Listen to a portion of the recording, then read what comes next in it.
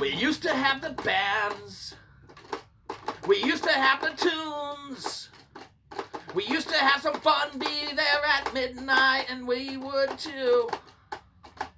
Oh, ladies and gentlemen, welcome to Punk Rock Review, home of a bunch of opinionated crap you don't care about, also the home of the feedback you provide that we don't care about, keeps us on an even playing field, and we like that. Real quick shout out to our sponsor. We don't have one. Phil Batten, give us money.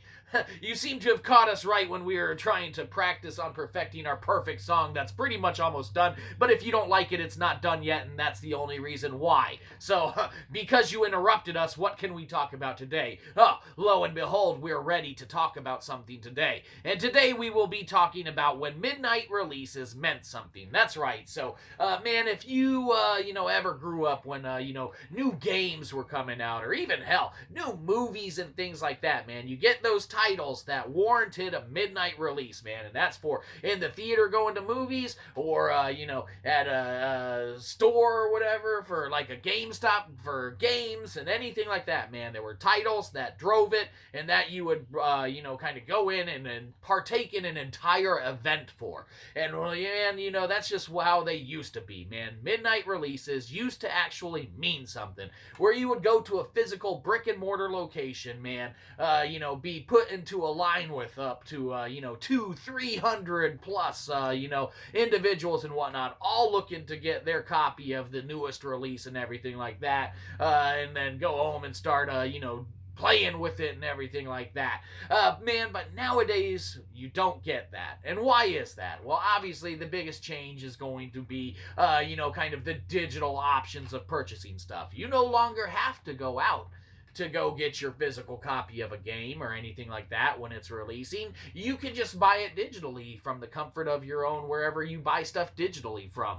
It definitely circumvents having to, deal with any of the headache or, time management or anything like that of having to physically go somewhere and get stuff. So, that's the first thing that kind of put a little, chip in the totem pole there. And then what else, has kind of changed? Well, man, midnight releases used to mean something because even in the offshoot chance, man, that a store like GameStop will partake in a midnight release now, really that just entails people getting there super early now at like 7 or 7:30, picking up whatever copy of shit they're buying, and then calling it a day. That way you're back home and in bed by 8:30, which is everyone's bedtime, at least according to our mom.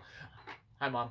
As long as you're in bed by 8:30, you don't need to be going to a brick and mortar location for a midnight release of a video game or anything like that. What else? Oh, yeah, midnight releases, man, they used to mean something. Places like GameStop, if you went to the right GameStop, man, midnight releases, they would be packed full of fucking events and whatnot. It wasn't just your run-of-the-mill, hey, you're here, here's your game at midnight, see you later. Nah, man, we're talking about contests, costume contests, little challenges, where you would actually get rewarded, via, the location participating in it, GameStop, for instance, and whatnot. You do one of their costume contests, man, you win a gift card and whatnot. We can't say that we didn't win a gift card, but we won a gift card for the Skyrim release, pre-release. We're pretty much professional pre-release goers because we won a competition once, a costume competition. But we never dress up for anything, so we don't know how we won. GameStop also used to mean something as far as their midnight releases go, and midnight releases in general used to mean something because you would have facilities that would actually orchestrate and coordinate an entire event surrounding a pre-release, man. You get the right title that had the right amount of people, man, and you would have bands playing while people were waiting on the midnight hour. You would have catering done via, just kind of donated from restaurants around, man. We've gone to a couple, midnight releases, man, where they had like Buffalo Wild Wings catered that shit. Stage with bands playing and Sony executives, bringing their newest cutting edge technology and setting up for people to play different games that were on the horizon, on their, best TVs that they could offer. It was whole events, man, that were structured, organized, and coordinated around the midnight release of a game.